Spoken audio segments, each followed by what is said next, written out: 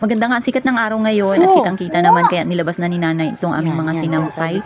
Tungat kasama pa namin ito yung aming little boy sa pagsasampay. Laging ganyan yan, hindi rin talaga yan papahuli. Pagkatapos nga magsampay, lumabas na rin itong sinanay para bumili ng itlog at uling na gagamitin sa pagluluto. Dito nga lang kami magluluto mamaya sa labas dito sa aming dirty kitchen dahil maglalaga kami na ngayon ng langka na hiniwa ko pa kahapon. Kaya hindi ko talaga makakalimutan dahil nga Sunday ngayon wala tayong gagawin. Sabi ko nga sa inyo, medyo matagal-tagal din ang pagluluto nito ng langka dahil pinapalambot ko pa. Ito nga pala yung itsura ng aming kalsada dito. Nag-overtime din pala yan sila kagabi kaya gabi na rin silang nakauwi guys. Hindi ko na rin namalayan yung kanilang pag-uwi dahil kami talaga ni Yayam ay maagang natutulog. Ito nga pagising ko, una kong iniisip kaagad bago ako bumangon yung aking mga gagawin. Buti na lang itong si nanay palaging to the rescue sa aking mga gagawin. Kadalasan kasi pagka gumigising ako, itapos na rin yan siya sa kanyang mga gawain. Kaya madalas pagkagising ko, nagtatanong na lang yan siya at kung ano raw yung mga iba pang gagawin. Abay talaga namang napakasipag ni nanay. Huwag nyo na lang pansinin, ito yung aming little boy na laging nakabuntot sa amin ni nanay kahit saan kami pumunta.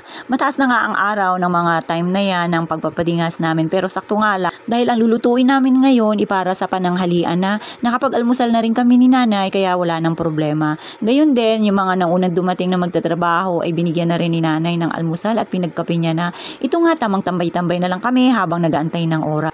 Isa na rin ito sa mga naging paborito ni Yayam pagka nandito kami sa baba. Mas gustong-gusto niya na rin na tumatambay dito at tamang patakbo-takbo. Bago kasi ito sa kanyang paningin at isa pa, mas gustong-gusto niya yung malaking space na kagaya nito dito sa labas. Unlike na nandito sa loob na sawa na siguro siya katatakbo-takbo sa apat na sulok ng aming bahay. Kaya mas gustuhin niya talaga na nandito na naman sa labasan dahil maraming ang nakikita. Bay kahit sino naman, kahit nga itong sinanay, minsan pagka nasa loob ng bahay, tamang pasilip-silip din sa bintana, makakita lang ng mga bago sa kanyang paningin. Masaya na siya. Ito nga, tingnan nyo, enjoy na enjoy yung aming little boy habang nagpapahinga dyan sila kuya. Na kahit siya lang mag-isa, talagang nag-i-enjoy at walang pakialam. Basta't makita niya lang na nandyan din si nanay at ako, okay na yan siya. Ito nga, mga ilang sandali lang, isinimulan na rin namin ang pagluluto. Dahil wala na nga rin po kaming gagawin. Na mekos-mekos na namin ito guys. Napalambot na rin namin at sakto naman na saglit lang yan siya lutuin. Dahil malakas din yung ating apoy dito at ready na yung ating mga panghalo dyan. Lahat na inakaready na at binabana ni nanay. Sabi ko nga kay nanay, mabilisan lang ito kung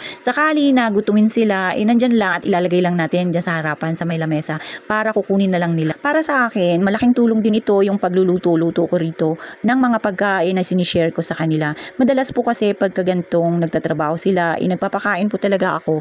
Kung hindi man ganun kamahal yung ating pinapakain, pero at least tayo ang nagluluto, sariling gawa natin at hindi natin binibili sa labas. Ang gusto ko kasi, magustuhan rin nila na kahit na hindi ganun kamahal, talagang swak na swak sa panlasa nila yung ating mga pinapakain sa kanila. Ayan nga po, nagluto na naman tayo ng langka na paborito ng ating karamihan na kahit na mahirap ka man umayaman talagang magugustuhan ito yung ating luto. Mahirap man din kami na kagaya nila gusto lang din naming makatulong na kahit papaano alam naman namin na pamilyado rin ang mga yan na kahit nasabihin natin na nagsusweldo talagang alam natin na kulang pa rin yan para sa kanilang buong pamilya na nakikita natin sa araw-araw na kanilang pagpuprosige sa kanilang trabaho alam naman natin na para sa kanilang pamilya yan. Ramdam na ramdam ko rin yan ang kanilang nararamdaman.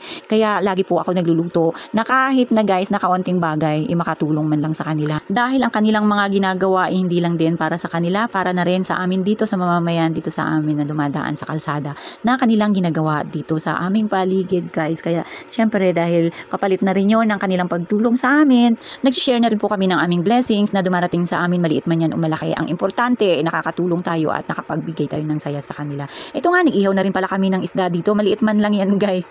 Dahil sabi ko nga kay nanay marami na masyado yung aming nilutong gulay. Baka mamaya meron din silang konting baon.